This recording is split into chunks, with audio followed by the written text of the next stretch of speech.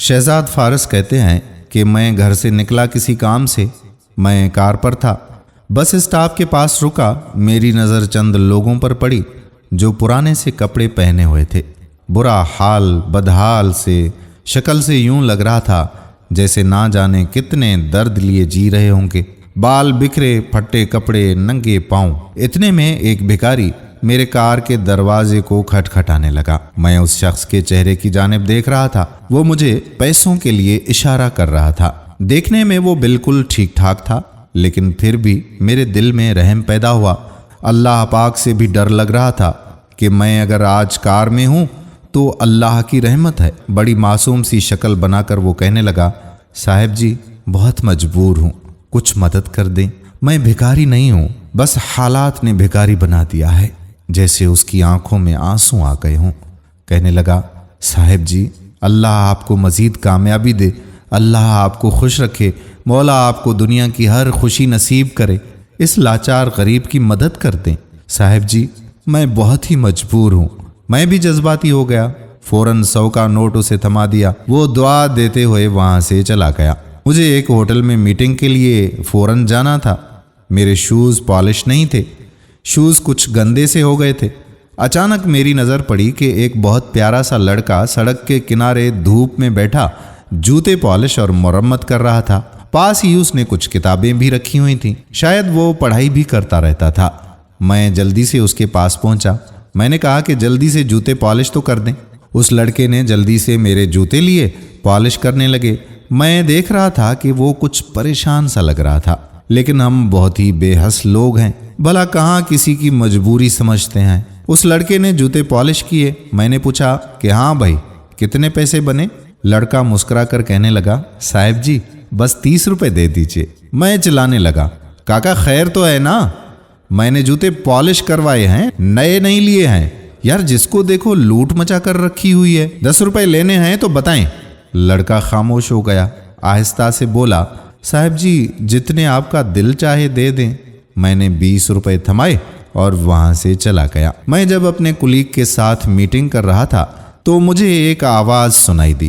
مجھے یوں محسوس ہوا کہ یہ آواز میں نے سنی ہوئی ہے کہیں۔ مڑ کر دیکھا تو ایک شخص شاید اپنی معشوقہ سے فون پر بات کر رہا تھا۔ کہہ رہا تھا کہ ارے میری جان حکم تو کر، سونے کی انگوٹھی کیا ہار بھی دے دوں گا، فکر نہ کر، کل میں آتا ہوں، پھر چلتے ہیں نا کہیں گھومنے۔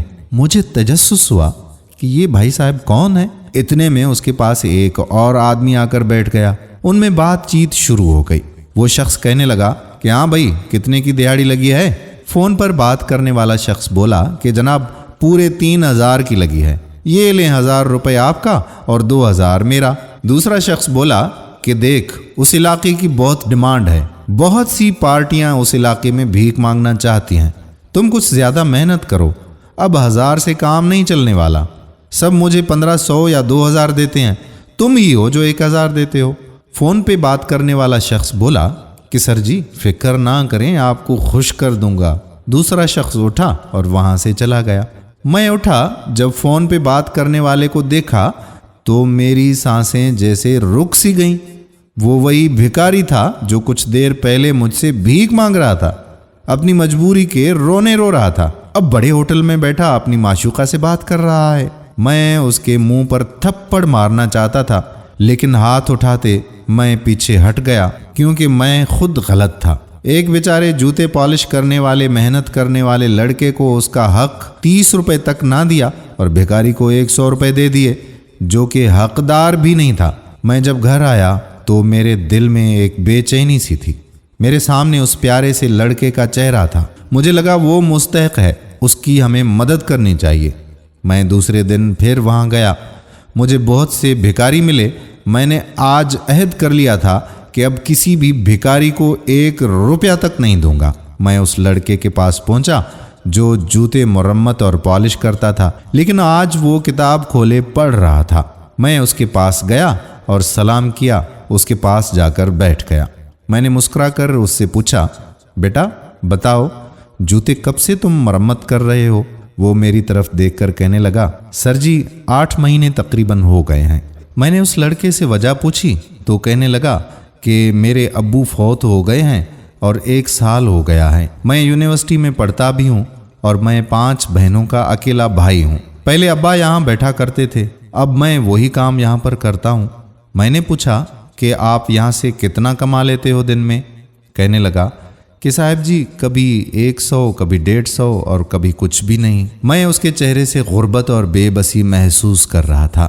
میں نے پھر سوال کیا کہ گھر کا نظام ان پیسوں سے چل جاتا ہے؟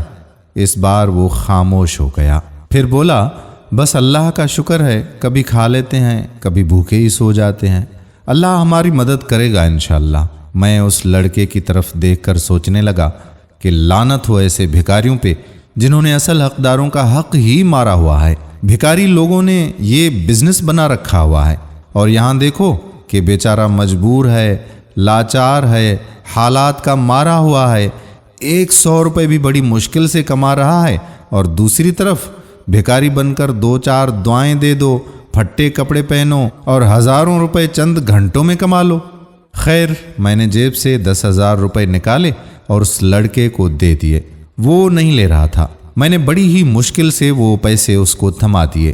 میں گھر واپس آ گیا۔ میں نے ایک مٹی کا گلا لیا اور یہ عہد کیا کہ اس میں ہر روز میں 5 روپے ڈال دیا کروں گا، اور جب یہ بھر جائے گا تو کسی نہ کسی مستحق کے حوالے کر دوں گا، لیکن کسی بھکاری کے روپ میں لعنتی انسان کو نہیں دوں گا۔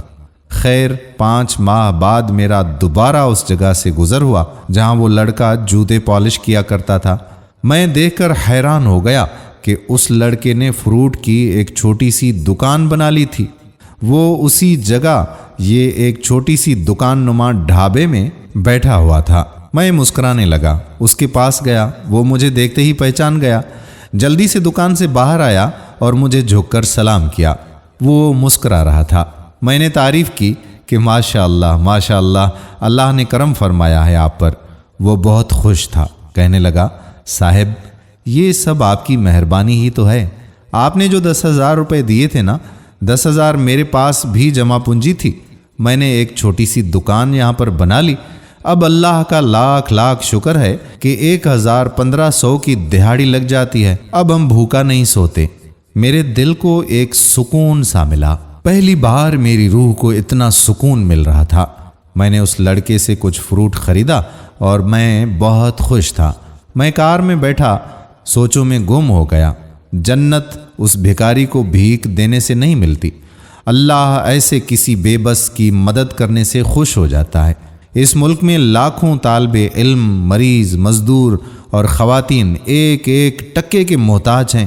یقین رکھیں کہ صحیح مستحق کی مدد کریں تو 1 روپیہ بھی آپ کو پل صراط پار کرنے کے لیے کافی ہو سکتا ہے۔ حالانکہ لوگ لاکھوں روپے ایسے ہی فضول خرچی کر لیا کرتے ہیں۔ یاد رکھیے کہ بھکاری کو اگر آپ 1 لاکھ روپے نقد بھی دے دینا تو وہ اس کو محفوظ مقام پر پہنچا کر اگلے دن پھر سے بھیک مانگنا شروع کر دے گا۔ وہ اپنی زندگی کبھی نہیں بدلے گا۔ اس کے برعکس اگر آپ کسی مزدور یا کسی سفید پوش آدمی کی مدد کرتے ہیں تو وہ اپنی جائز ضرورت پوری کر کے زیادہ بہتر انداز سے اپنی مزدوری کرے گا۔ آئیں آج سب مل کر یہ عہد کرتے ہیں کہ بھکاری کو دینے کے بجائے کسی مستحق تک اس کا حق پہنچائیں۔ اللہ ہمارا مددگار ہو۔